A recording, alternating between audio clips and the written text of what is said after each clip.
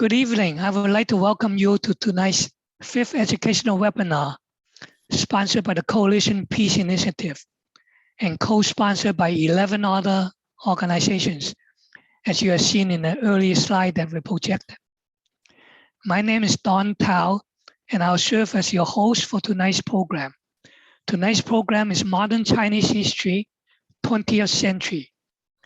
As most of you know, we are organizing a series of 9 webinars to promote peace between the United States and China. This series of webinars all revolve around the 3 topics of Chinese-American experience in the United States, modern Chinese history, and US-China relationship. The reason is because the most important question facing the world today is whether our world is moving toward war or moving toward peace. And the key to answering that question is the relationship between the United States and China. Therefore, we really need to understand modern US-China relationship. But to understand modern US-China relationship, we need to understand how did that relationship originated and evolve over time. Therefore, we need to discuss modern Chinese history, in particular, how China was treated by the United States in 19th century and 20th century. Furthermore, how China was treated by the United States is very much related to how Chinese Americans are treated in the United States. And therefore, we need to discuss the experience of Chinese Americans in the United States. Thus, without understanding these 3 issues, we will never achieve our objective of moving the world toward peace. We hope that these educational webinars will help people understand that the current US policy of demonization of China is not based on facts, but on fabrications. And that such fabricated demonization of China is not good for Americans and also not good for all the people of the world, because it will move the world toward war instead of peace. The consequences would be that critical funding will be allocated to the military and for wars, instead of using those valuable resources to improve our economy, rebuild our crumbling infrastructure, to work on global problems like climate change, pandemic, terrorism, poverty, illiteracy, discrimination, and promote peace. We hope that you'll join these sponsors to help move the world toward peace. Thank you. Now we will start tonight's program on the topic of modern Chinese history, 20th century. I'll serve as your moderator also. Our speaker is Professor Ken Hammond from New Mexico State University. Professor Hammond received his master and PhD in history and East Asian languages from Harvard. He has taught at New Mexico State University since 1994. He is now professor of East Asian and global history there. He has been an advocate for peace and opposes war between the United States and China. Professor Hammond, the floor is yours. And you can share the screen. I will go ahead and do so. Thank you. Okay. Let me get this up. All right, Don, thank you so much. It's great to be here again. I think we had a very nice experience last week, and I hope that we can carry on with that tonight. I want to be clear, just in terms of how we're going forward with the program. I know our theme tonight is modern Chinese history in the 20th century, but I'm really primarily dealing with the first half of the century. Basically, as you can see on my slides here, the path to the People's Republic, that is to say, the history of China leading up to the establishment of the People's Republic in 1949. Obviously, a lot has gone on since then, and much of that will be discussed in some of the other sessions of our program. And we'll talk about some of that as well in terms of kind of lingering issues coming on down into more recent times. We'll have a little time for that at the end tonight. But I basically tonight want to work through the period from the end of the imperial system. We came up to that point last week talking about the 19th century and the turmoil within China, the oppression of China, the century of humiliation, things like that, culminating with the overthrow of the imperial system, beginning with the mutiny in Wuhan in October of 1911, and culminating with the abdication of the last Qing emperor and the creation of the Republic of China at the beginning of 1912. What I want to do tonight is pick up from there and go forward, looking at the process of revolutionary transformation in China that goes on from 1912 basically down until the establishment of the People's Republic in 1949. So obviously feel free to raise questions in the chat. We'll get to those at the end of our session. But I want to take us through this process kind of as expeditiously as possible. Excuse me, Ken, for interruption. No problem. For the audience, if you want to submit questions, please submit your question through the Q&A box, not the chat box. Oh, I'm sorry. Through the Q&A box. Right. Okay, thank you. Zoom, it's such an interesting universe. Okay. When we talk about the revolutionary transformation of China in the 20th century, this, of course, is a process that begins even before the overthrow of the old imperial system. In the late 19th century and at the very beginning of the 20th century, there was a lot of criticism, of reflection upon how the old order, how the old system in China served or did not serve the interests of the Chinese people. And that led to a lot of turmoil, a lot of upheavals in the old cultural system. There was a widespread rejection, or at least a deep questioning, of the old Confucian political tradition, the traditions of the imperial political culture. And that not only was a repudiation of the past, of course, but it was a quest for new ideas, new ways of thinking, new ways of approaching the problems that faced China. And one of the major expressions of this was something that we call the New Culture movement, which was a broad movement among educated Chinese from the beginning of the 20th century down through the first couple of decades.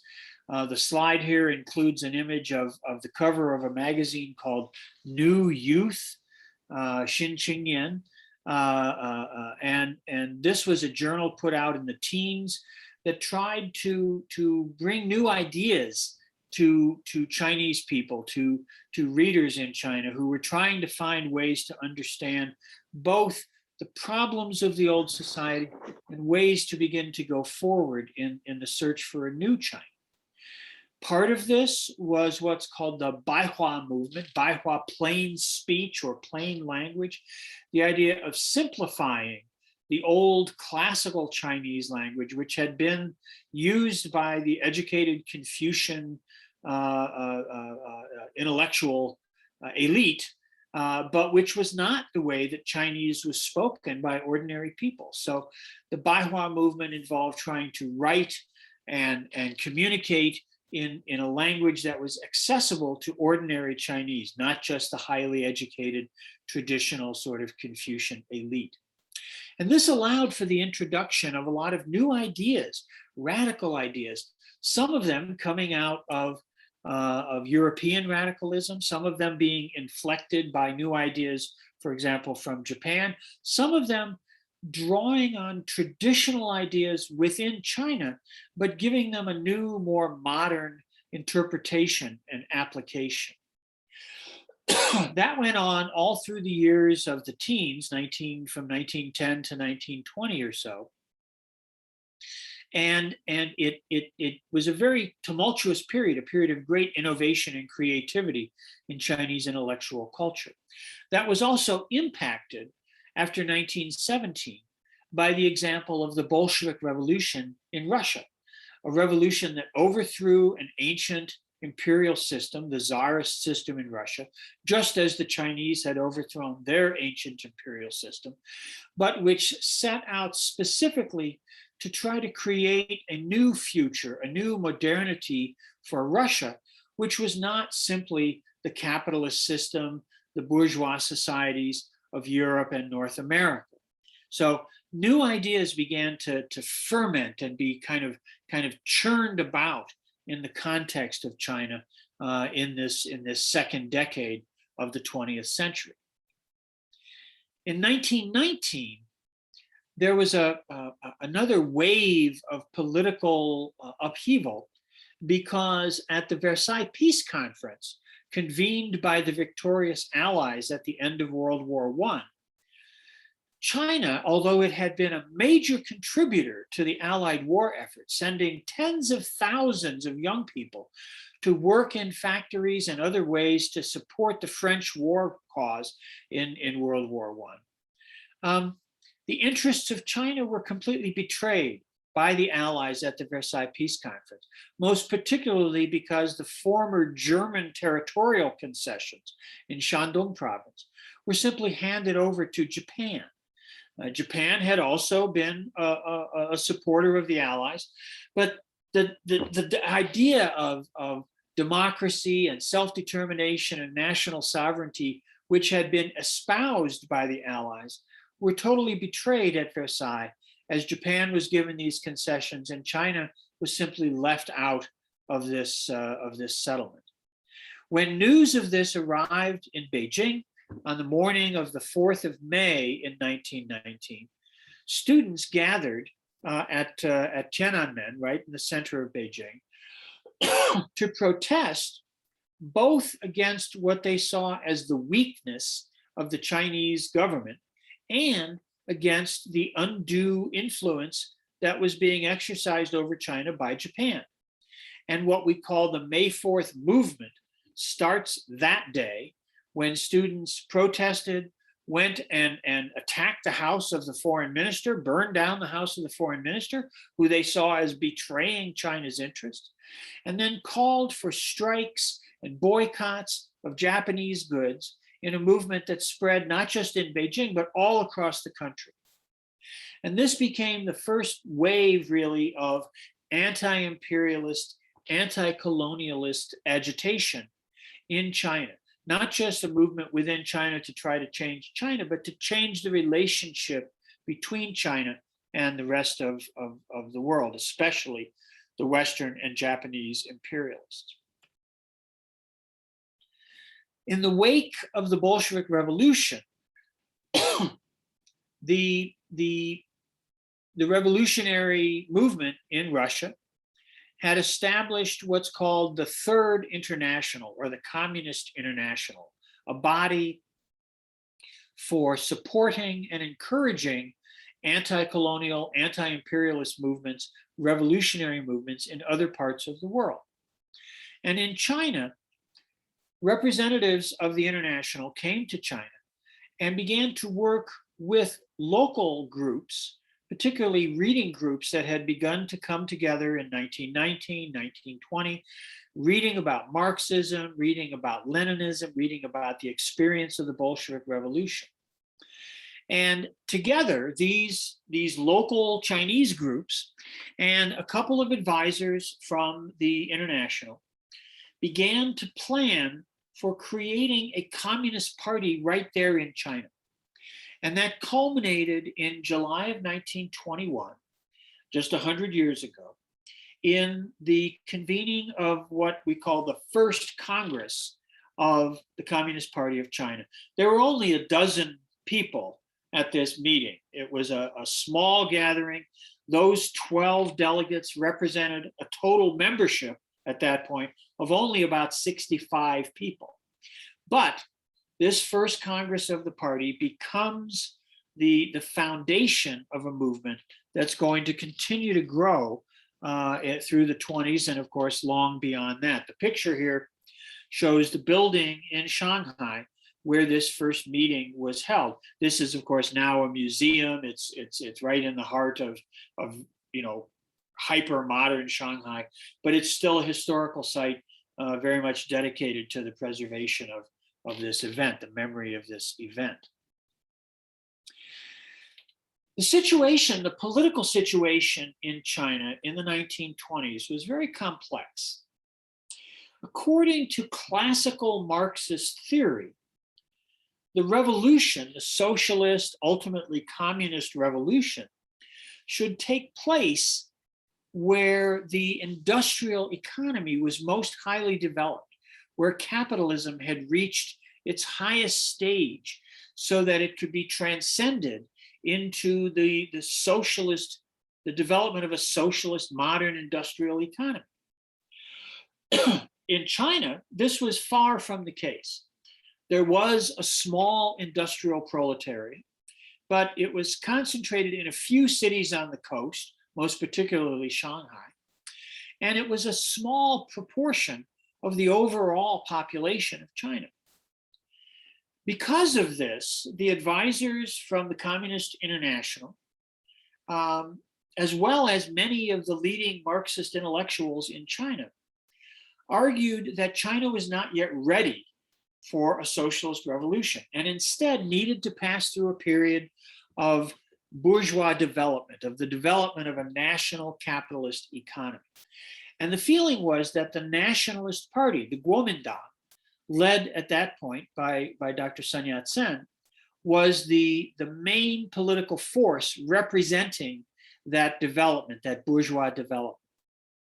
So the idea was that the communists and the nationalists should work together to develop China to a point where there would be a sufficient industrial working class to really be the foundation of a revolutionary movement. And in 1923, an agreement was reached that created what we call the First United Front, in which members of the Communist Party joined the Nationalist Party as well and worked within the Kuomintang, not in a secret way, a totally open way, to advance their shared objectives of national development. It was at this point, for example, that Mao Zedong was sent to Hunan province, his home province, to work with farmers' unions in the countryside to try to develop a modern political consciousness in that kind of context. Well, that United Front, the First United Front, lasted for a few years. But during that time, Sun Yat-sen died, and he was replaced as the main leader of the nationalist movement by Chiang Kaishek. Chiang Kaishek was a strongly anti-communist thinker. He was a military leader. He had been the commander of the Wanhua Military Academy outside of Guangzhou in the south. And during what's called the Northern Expedition, when the nationalist military forces began to reunify China, ending a period where China had been politically fragmented into local warlord territories. 1926, the beginning of 1927, Chiang Kai-shek leads the nationalist forces in the southern part of China and achieves significant success with this, beginning to build a truly national government.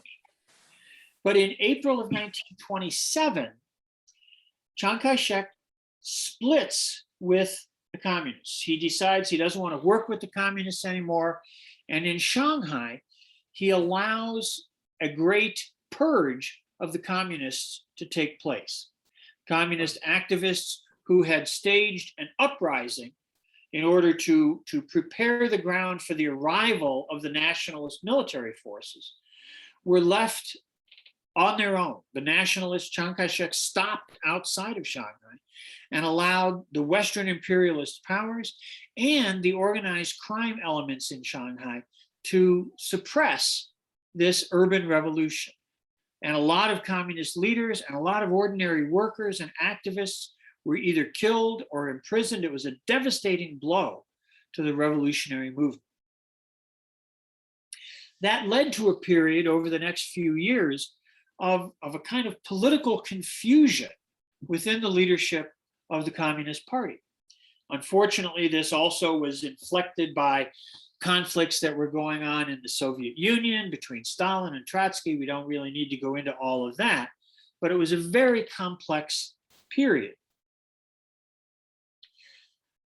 A few efforts were made to try to launch uprisings in the country, out in different provincial capitals, in Nanchang, in Jiangxi, in Changsha, in Hunan. Those were not successful. And as a result of that, by the end of the 1920s, survivors of these uprisings gathered in remote parts of the countryside, especially in southern Jiangxi province, where they established rural base areas in the countryside, up in the mountains usually, where they were difficult to be attacked by the nationalists, where the party, the Communist Party, could consolidate itself, could establish a secure base to carry on its operations. Okay, and the most important of those was in Jiangxi, down in the southern part of Jiangxi, and it became the headquarters of a rural communist movement. And this was the point at which Mao Zedong and others began to say that we need to think about the real conditions in China. We can't make a revolution just based on the urban working class because it's too small. But when we look at China, when we look at the countryside in China, what we can see is that there are hundreds of millions of workers on the land. And Chairman Mao began to refer to the peasantry as an agricultural proletariat. And so this became what we call the turn to the peasants, to see the peasants, the workers, the rural agricultural workers of China, as partners in a revolutionary struggle. Okay, so while that's going on, while these developments are taking on within China, are moving forward within China, Japan is pursuing its own imperialist agenda.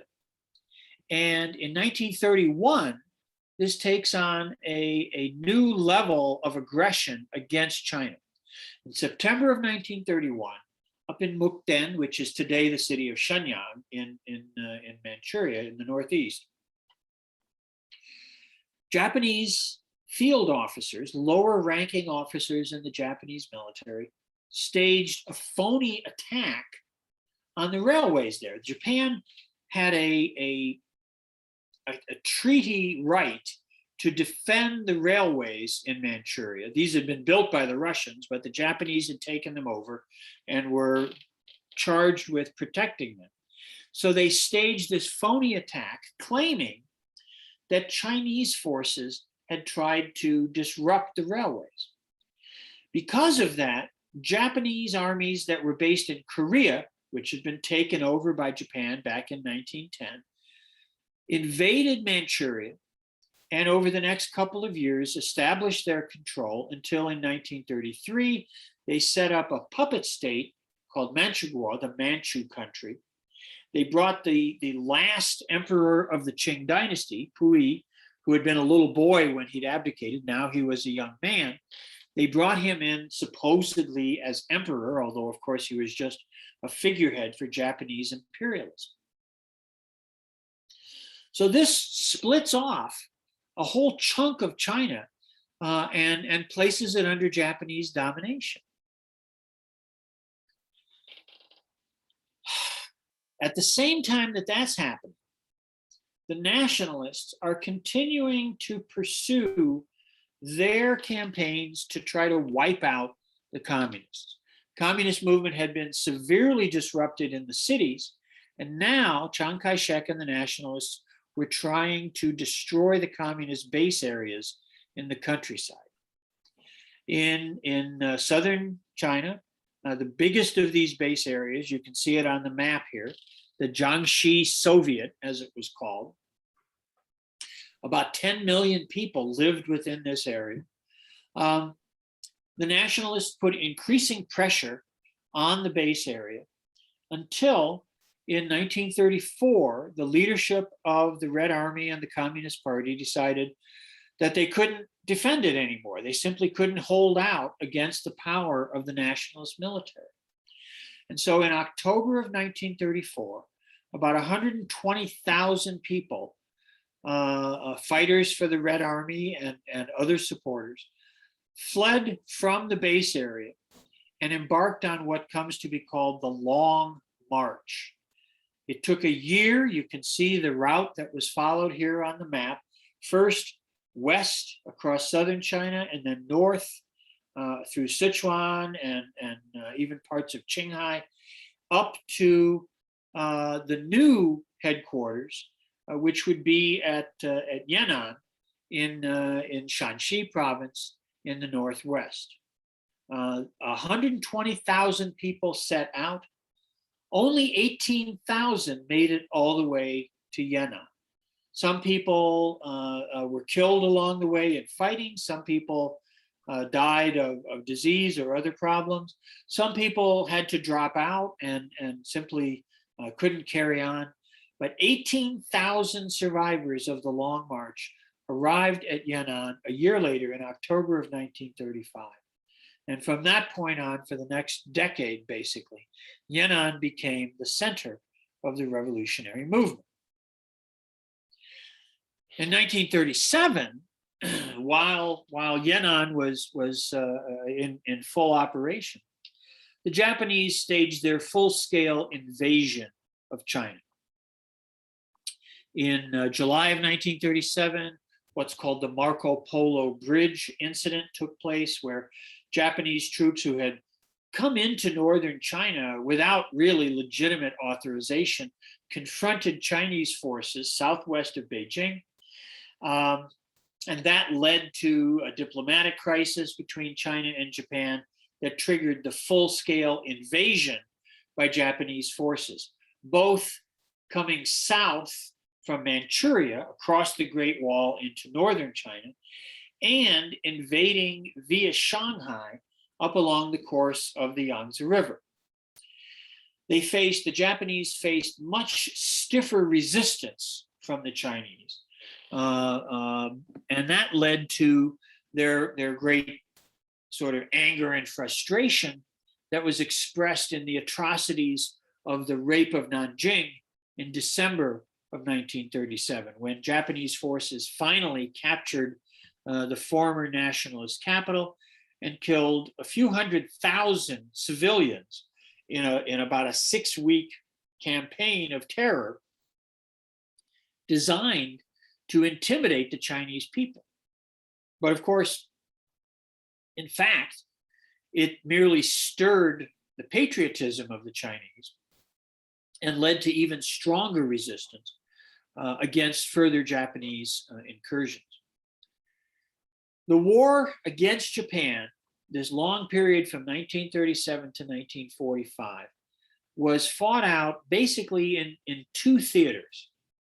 In northern China, in the area most occupied by Japan, the Communist Party and the Red Army waged a protracted guerrilla war.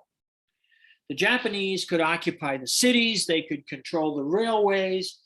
When it was daylight, they could move around relatively easily, but at night, especially in the countryside, it belonged to the people. It belonged to the Red Army and the revolutionary movement. In the southern part of China, the nationalists continued to control a lot of territory, and nationalist forces fought with the Japanese. But it has to be acknowledged that Chiang Kaishek viewed the Japanese problem as one which would ultimately be solved by the Americans, and wanted to hoard military supplies to eventually use them to fight against the communists. Chiang Kai-shek had been forced to accept a second united front against the Japanese, but he always held the communists as his true enemies. And so even during the height of the Japanese occupation, although nationalist forces engaged in often heroic campaigns against the Japanese, Chiang Kai-shek kept a lot of material and supplies in reserve to eventually use against the communists. Well, as I said, Yan'an in northern Shanxi became the new base area for the communists. And because it was so remote, up on the sort of highlands, these arid highlands in northern Shanxi, it was relatively protected. Given the military technologies of the time, it was impossible for either the nationalists or the Japanese to take over this area without having committed resources beyond their capabilities. During this period, from 37 to 45, the Communist Party continued, as they had begun to do in Jiangxi earlier, to experiment with the social revolution, to think about things like land reform, to think about things like reforming the gender system, the nature of marriage and family life, to try to find new organizational forms, new ways to promote a more equitable and a more just society in line with their sort of socialist precepts. This was also the period where the party began to try to really develop a common program, a shared understanding of the challenges facing China and the ways in which the revolution could try to resolve those challenges, could try to address those problems. So Yan'an is in a sense, it's kind of a great laboratory for the revolution, to try out different kinds of policies, to see how they worked, how they didn't work, to adjust them, to rectify them, to bring them into a closer fit with the realities of Chinese circumstances. Well, of course, the war comes to an end with Japan in 1945. Chiang Kai-shek had been building up his materials, his supplies. He had deployed a lot against the Japanese, but he had kept a lot in reserve as well. The American military liaison to China for a long time was Joseph Stilwell, pictured here with Chiang Kai-shek. But Stilwell had been very critical of Chiang Kai-shek for not doing enough to fight against the Japanese. Chiang Kai-shek eventually had Stilwell recalled for a more compliant military advisor. But this highlighted some of the deep problems in the nationalist role during the war. Up in Yan'an, very interestingly, the Americans sent what's called the Dixie Mission, which was a group of military and civilian agents sent by the OSS, the Office of Strategic Services, the forerunner of the CIA, to see just what was going on with these Chinese communists. And what they decided was that the patriotism of Mao and the revolutionaries in Yan'an, their resistance to Japan, and what they perceived as their kind of common sense approach to land reform, to making a more equitable society in China, was something that might actually be worth supporting. Unfortunately, because of changes in the political atmosphere in the United States, the death of President Roosevelt, who had been kind of an opponent of European colonialism, and the ascension of President Truman, who was a staunch anti-communist, this closed off any possibility of a closer relationship between the United States and the revolutionary forces in China. When the war came to an end, though, the United States sponsored a few efforts at negotiations to try to achieve some kind of coalition government that would unite the nationalists and the communists in a shared political authority. But really, neither side was interested in that. Chiang Kai-shek was devoted to the idea of destroying the communists. And the Communist Party and the Red Army understood that only a thoroughgoing revolution could hope to give China the ability to become a truly independent and sovereign country. And so there really wasn't a grounds for a common ground for a coalition government. By 1947, China was plunged into an outright civil war.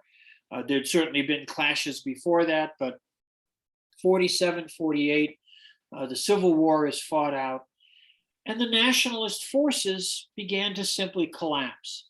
The corruption of the nationalist government, the fact that so many of the troops in the nationalist armies were involuntary conscripts, they were poorly paid, poorly fed, poorly trained, whereas the Red Army was a people's army. It was based in the masses of the Chinese countryside and was a very disciplined force that did not exploit and impose its power on the people, who were, after all, its political base. This led to the final collapse of the Kuomintang forces of the nationalist government and their retreat, their withdrawal, their evacuation to the island of Taiwan in 1948 and 1949. Of course, in October of 1949, on October the 1st, Mao Zedong, appearing at Tiananmen in the heart of Beijing, issues his famous proclamation establishing the People's Republic and saying that after a century of humiliation at the hands of foreign imperialism, the Chinese people had stood up. The nationalists flee to Taiwan, where, of course, they've held out in one way or another down to the present day. And the People's Liberation Army, the Red Army, now renamed as the People's Liberation Army, goes on to pursue securing the frontiers of the country. China, the People's Republic of China, becomes the successor to the Republic of China, which itself was the successor to the Qing dynasty. And so the PRC establishes its political control over the geographic space which had been encompassed by the Qing dynasty at the end of the 19th and beginning of the 20th centuries.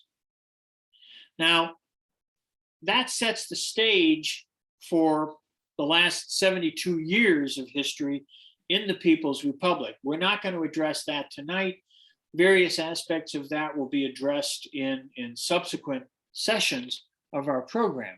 But I do want to just note that there is a legacy, there are a number of legacies of tension, of ongoing issues coming on down to us over this long period since the liberation of China in 1949. And much of this involves the unresolved contradiction, if you will, between the United States and China. China continues to be subjected to various kinds of interference by the United States in all kinds of ways, in many different areas. As I say, some of these will be addressed in subsequent sessions, but certainly we all know that Taiwan, Hong Kong, the South China Sea, Tibet, other minority areas like Xinjiang, and of course, even things outside of China proper, like the situation on the Korean Peninsula. These are all continuing zones or areas of conflict, of tension, contradiction between the United States and China. I'm gonna stop there because we want to have time to be able to address various questions that people may want to raise. But I just want to emphasize that the arc of Chinese history, from the end of the imperial system to the establishment of the People's Republic, is one in which what we see is a basic conflict in which the masses of the Chinese people want to create a new China that will be independent, that will be self-contained, self-sufficient, self-supporting, and this has involved a long and protracted struggle, both against Western imperialism and Japanese aggression, but also against conservative, reactionary, old school forces within China itself. The creation of the People's Republic sets the stage for building a new China. But that's a struggle, that's a process which continues to be underway in our present moment, and which we'll touch on in various ways in coming sessions. So I'm happy at this point. I'll take down my my screen here, and I'm happy to answer, or at least attempt to answer, any questions that people may have. Thank you very much, Ken, for an excellent summary of the history of modern China in the 20th century. As you said, you focus on the first half of that 20th century, and you mentioned several issues at the end that we'll discuss more in the future, starting next week on Hong Kong, Xinjiang, and then other issues. But however, I do want to come back to the end of the Second World War, since you talk about the World War II and the 1940s and the 1950s. And one of the issues as shown in your slides, the last slide, about one of the major flashpoints between United States and China is the issue of Taiwan. Sure. So I want you to, can you shed some light, talk about, there were several agreements, several decisions made in the 1940s. One is the 1943 Cairo Declaration. One is the 1945 Potsdam Declaration.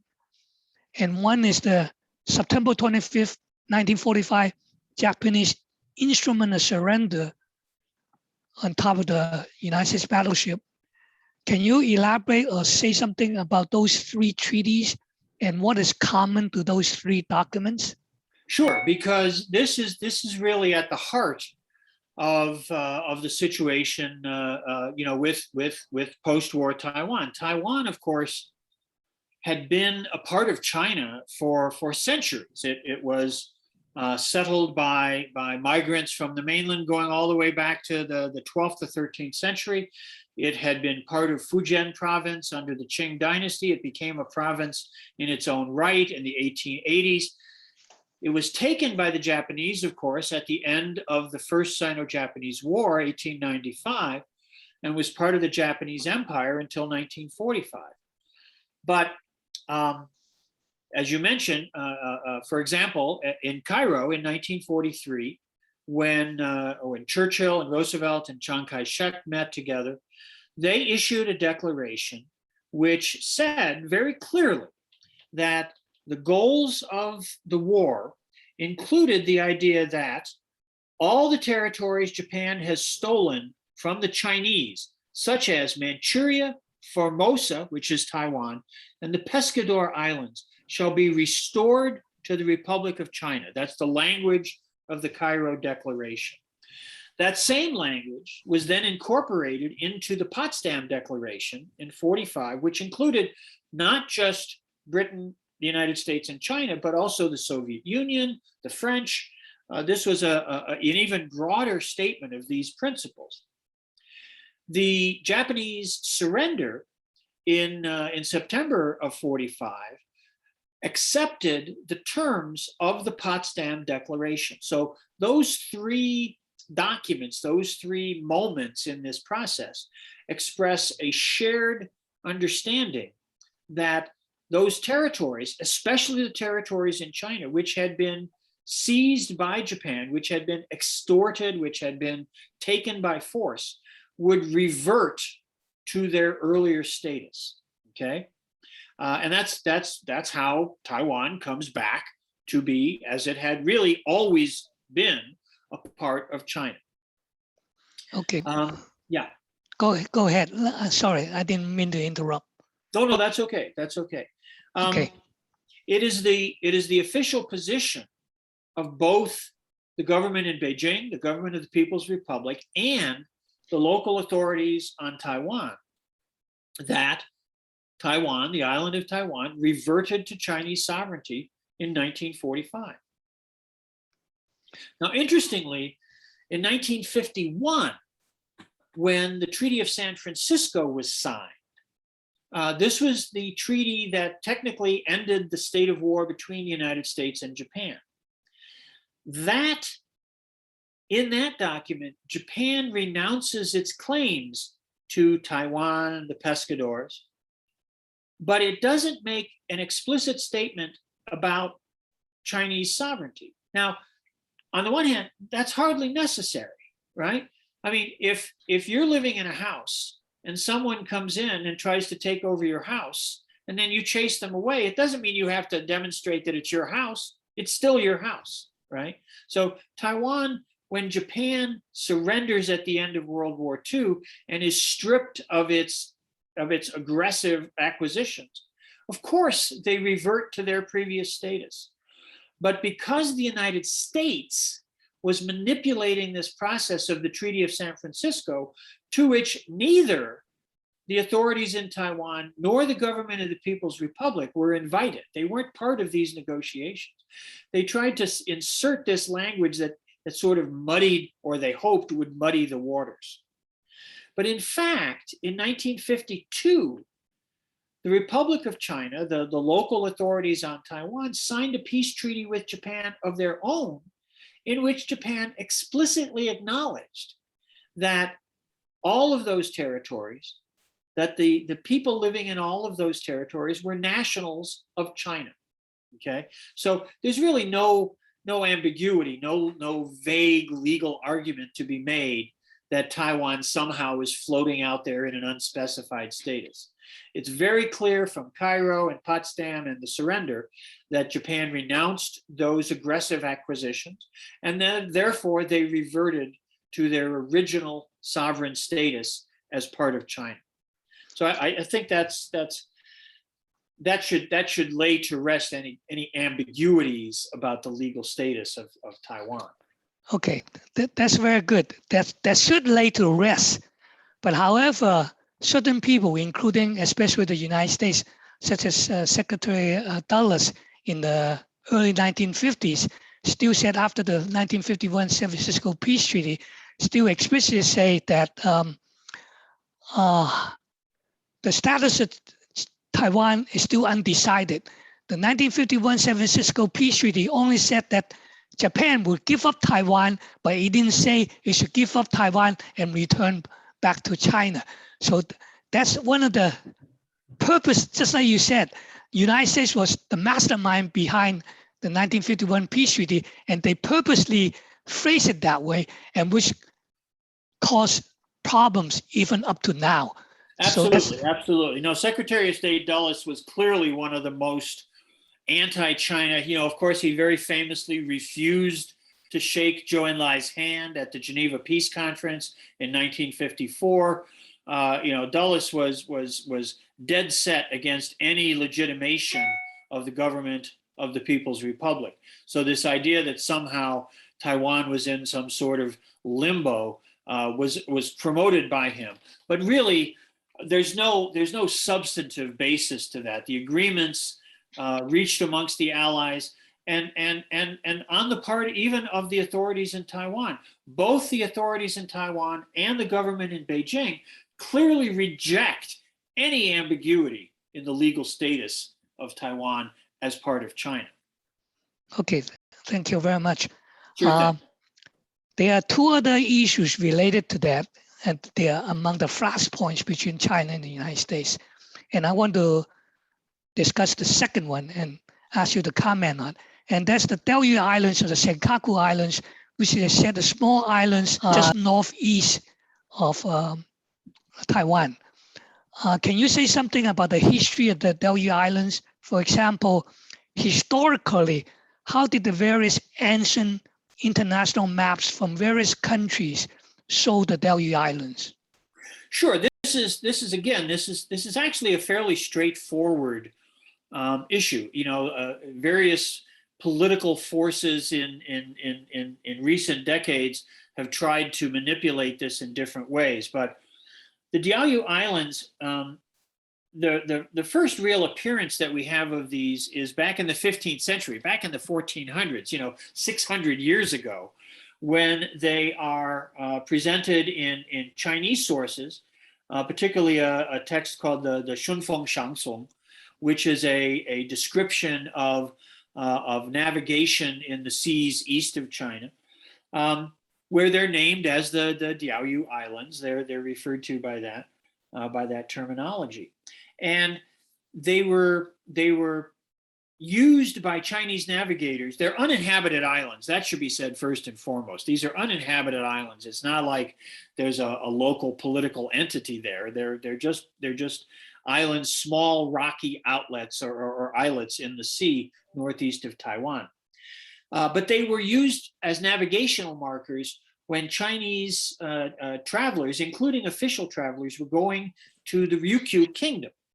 The Ryukyu Kingdom was an independent island country that paid tribute to China, to the Ming Dynasty, and later to the Qing Dynasty, against which the Japanese, especially the daimyo of Satsuma, had political ambitions. But it was a tributary, a part of the Chinese tributary system. And these islands were used as markers on navigating there. They weren't part of the Ryukyu Kingdom, but they were used as markers on the way. This is repeated in a number of sources. There's a 16th century record of an imperial delegation to the Ryukyu, the Shi Liu Chou Lu from 1534, that also shows them in this sort of intermediate position. Japanese texts that refer to the Ryukyu Kingdom mention these islands, but in the maps that accompany those texts, they are colored in a way that shows them to be part of China rather than part of the Ryukyu Kingdom, right? And when Westerners begin to write about this, particularly a French cartographer, Jean-Baptiste Bourguignon d'Anville, who produces a map of the area in 1752, he marks some island groups as belonging to the king of the Ryukyus, but others, these 4 islands northeast of Taiwan, are not. They're excluded from that. So it's, if you go back into the historical representation of these islands, they were always considered to be not part of the Ryukyus, but part of China. Now, Japan takes over the Ryukyus in the 1870s. It's really the first step in Japanese imperial expansionism after the Meiji Restoration. And that meant that the Japanese, the imperial Japanese state, wanted to extend its authority as far as it could. And because Taiwan was part of the empire from 1895, they kind of assimilated these to their understanding or their claims of control. When the United States occupied Japan after World War II, they administered the Ryukyus as a separate entity. And it has to be said, the United States included the Diaoyu Islands in the Ryukyu region that they administered. And they returned that to Japanese sovereignty in 1972. That's where whatever flimsy claims Japan might have, that's where they originate, only with the American post-war occupation, not as part of the actual history of these islands in East Asia. And it should be very clearly understood that both the government in Beijing, the government of the People's Republic, and the local authorities on Taiwan agree that these islands are part of China. They're part of a prefecture in Taiwan, a local county administration in Taiwan. So I think, again, the status of the Diaoyu Islands is really pretty straightforward. It's only complicated by American intervention in these otherwise long-established local realities. Yeah, as a matter of fact, the United States government's official position is that the territorial sovereignty of the Diaoyu Islands is still undecided, even according to the US government. And that's why, if that's their position, the United States-Japan Mutual Defense Treaty should not be applicable to the Diaoyu Islands, since its territorial sovereignty is undecided, even according to the United States government. Exactly, that's exactly right. Okay, I just have one more question I want to raise, then I want to ask some of the questions that the audience asked. the last question I want to raise is regarding one of the things that you mentioned about the South China Sea. From the international law perspective, China does have territorial sovereignty over some of the islands in the South China Sea. So China should have the legal right to landfill part of the water around the islands that they own, just like Dubai landfill the islands to form the Palm Islands of Dubai. So one of the criticisms for the United States accusation is that why is China landfilling those islands? If those islands belong to China, therefore they have the legal right to landfill part of the water around the island, just like Dubai did. Would you like to comment on that? Well, sure, because the whole question of the South China Sea, it's a very interesting kind of case of doublethink on the part of American politicians. The claims to the South China Sea that are disputed by the United States are actually claims which were initially made by the Republic of China. In 1947, the Republic of China publishes a map which includes what later comes to be called the 9-dash line. That actual map actually has 11 dashes on it, but that's just as may be, which outlines this region over which the Republic of China, what now are the local authorities on Taiwan, asserted a territorial claim. The People's Republic, established in 1949, 2 years later, of course, inherits and assumes those same territorial claims, right? So it's not the government in Beijing that initiated this. This comes down to the PRC from the Republican period. So I think that's something that never gets or rarely gets mentioned in Western discussions of this. Even today, if you are in Taipei and you buy a map of China, it shows that same territorial claim. So this is something that the Taiwan authorities also maintain. Okay, so that's one thing. And in fact, there are cartographic precedents for these Chinese claims in the South China Sea, all the way back to the late Ming Dynasty, what's called the Selden map, a very famous map that's been talked about a lot in recent years, held in a library in Oxford. It's a map that shows Chinese trade routes through the South China Sea that includes not all, but many of these islands as places that are part of the Chinese trading network, okay? So, there's not a legal assertion of rights there, because that kind of thought didn't exist in those days. But clearly the Chinese were deeply engaged in these areas hundreds and hundreds of years ago. Now, okay, go ahead. The case that everybody talks about in 2016, this case that's adjudicated under the United Nations Convention on the Law of the Sea. What's very interesting about that, there's two things that I think are interesting about that. One, of course, is that the United States itself is not a party to that convention. It's not a party to it. It didn't sign it. It doesn't accept its international legal authority except to apply it to somebody else. So that's one issue, and we'll just let that stand. But the other thing is that if you actually read the 2016 ruling, what it says is that it's not going to accept the idea that all of the maritime space within that 9-dash region is China's sovereign territory. But it does say that it will not make any ruling on any question of sovereignty over land territory, and it would not delimit any maritime boundary between the parties, which means that the actual Chinese claims, which are to these various island groupings, are not disputed, right?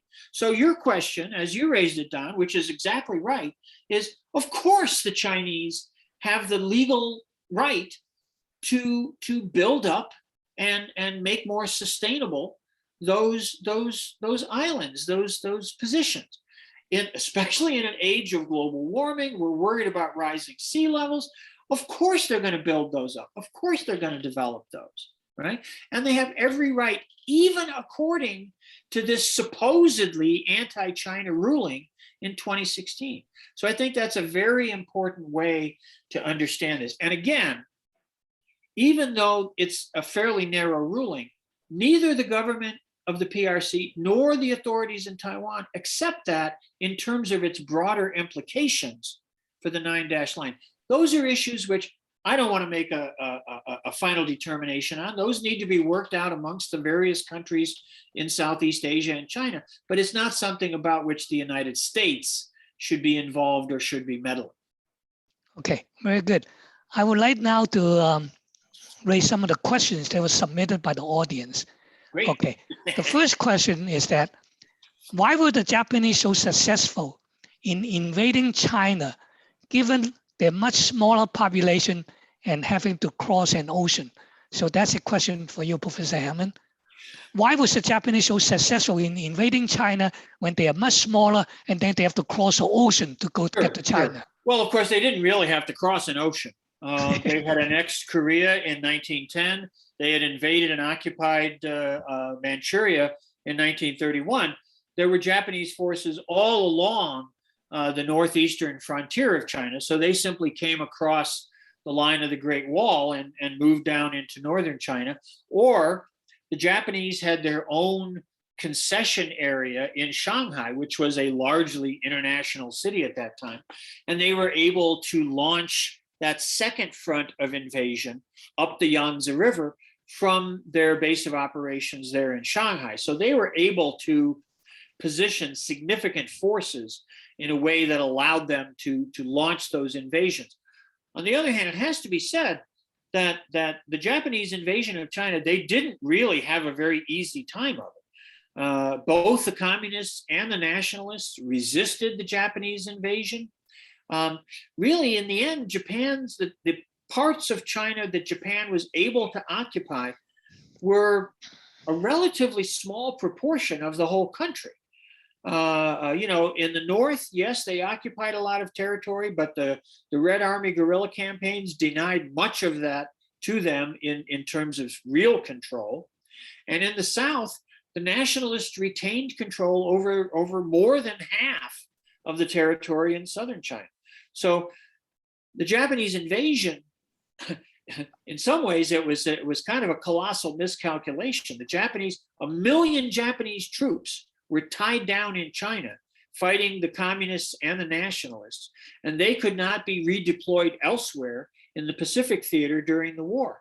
So in some ways, the Japanese got mired in trying to control China, which they were never going to be able to do in ways that really were disadvantageous for their overall war efforts. Okay. Another question from actually the same person. It says, Ken, thank you for teaching us. The question is, what got you interested in studying Chinese history? And any reflection you can share with us on your time studying Chinese history? Well, that's a huge question. I mean, my own work in China, my professional qualifications, I'm a historian of the Ming Dynasty. I really mostly work in the 16th and 17th centuries. I'm used to dealing with things a long time ago. But I also feel that when we understand modern Chinese history, we need to see it in a very broad perspective, because for many centuries, China was the most sophisticated, most developed, most modern economy and society in the world. And I think it's often misunderstood the nature of China in what today we often call the early modern period, which in China is almost 1,000 years. In the Song Dynasty, the great commercial revolution, the economic expansion of the Ming, and then later the 18th century, China has this amazing history, which, if we understand that, it gives us a better ability to understand China today. and the dynamism and the creativity that we see in China's economy and China's political system today. It makes more sense to see China today in the light of its earlier history than if we just try to look at it as something that just sort of popped up out of nowhere, you know? So that's, I don't know if that answers the question at all, but that's kind of how I think about what I like to work on. Okay, and another question from the audience. What is your opinion of Kissinger's book on China? Oh, well, Kissinger, you know, I think Henry Kissinger is a war criminal who ought to be behind bars. But leaving that aside, he does have a kind of funny position in that he's actually quite popular in certain circles in China because he has a very pragmatic approach to things. You know, he comes out of that whole German realpolitik tradition where ideology and things like principles don't really matter. And it's all just about power and the ability to get things done.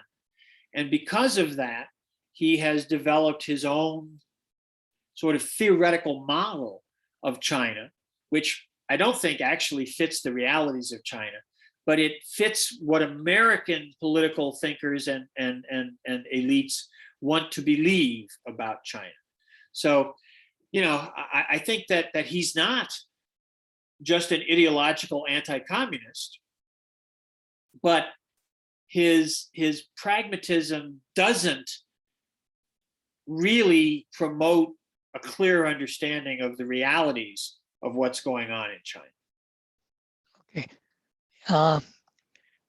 In light of the time, let me just ask one more question from the audience, okay? Sure thing. How did the foreign policy of the Kuomintang and the Chinese Communist Party of China differ? For example, was the Kuomintang more focused on domestic matters due to the Civil War? So what's the difference between the foreign policy of the Kuomintang and the Communist Party of China? I think the way to understand the question of, in a sense, the question of how did those two groups relate to the outside world, to the rest of the world? The foreign policy of the nationalist government of the Kuomintang, you know, was to be allies of the United States to, you know, during World War II.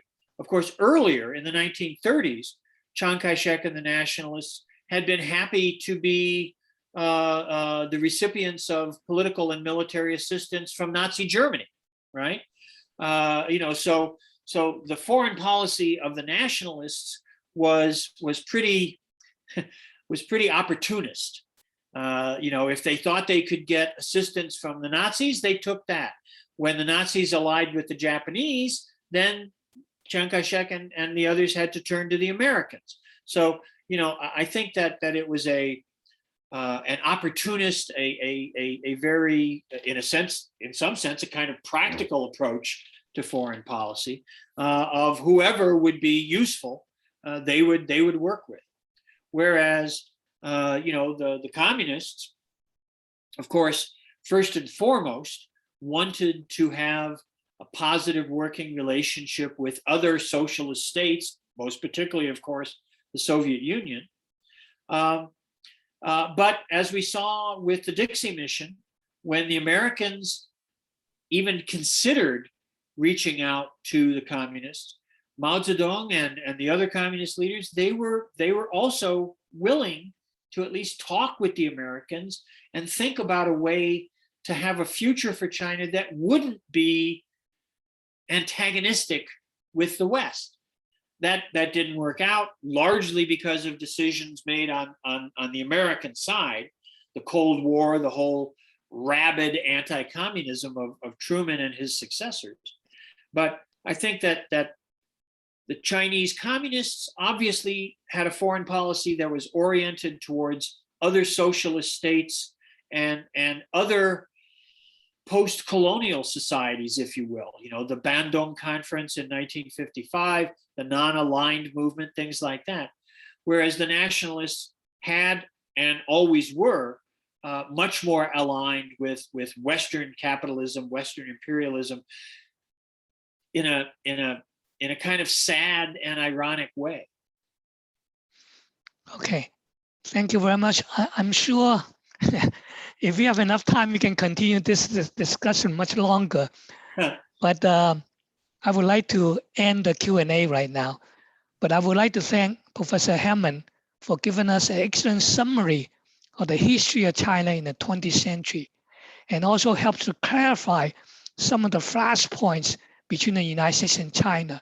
It will set the stage for our future discussion between to discuss modern U.S.-China relationship in the 21st century, especially when we come to the next 2 or 3 seminars. In the last minute, I just want to show what's coming next Wednesday and the other 3 webinars that's coming up. So let me share the screen. Okay, the next week, we have 2 talks by Judge Julia Tang. She'll talk about Hong Kong, and I'll talk about Xinjiang. And then we have 2 webinars after that on the November 3rd and November 10th on US-China relationship, both by George Koo. The first one is on the 19th century, and he will also talk about Burlingame Treaty. And then the second one on the 20th and 21st centuries, he will discuss the US policy toward China of the last 3 presidents of the United States. And then our last webinar is on November 17th by Sheila Xiao.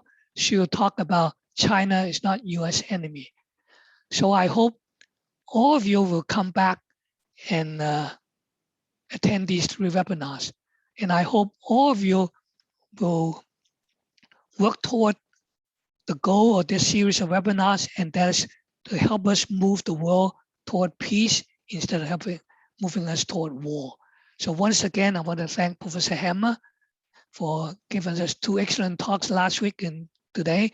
And I thank the audience for attending, and good night, and see you next week. Good night, it's been a pleasure. For those who missed it, the replay will be available about before next Wednesday's webinar, okay? The replay of tonight's talk and so on. Okay, good night, everybody.